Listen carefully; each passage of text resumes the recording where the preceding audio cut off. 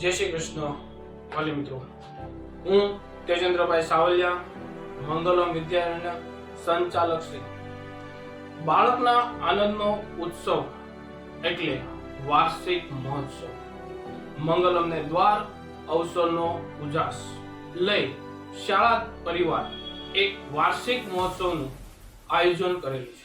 તારીખ 3/3/2024 ને રવિવારના રોજ તો પ્રિય મુખ્ય મહેમાનશ્રીઓ તેમજ ટ્રસ્ટીગણ તેમજ મારા પ્રિય વાલી મિત્રો તથા મારા ભૂલકા વિદ્યાર્થી ભાઈઓ બહેનોને શાળા પરિવાર દ્વારા ભાવભર્યું આમંત્રણ છે.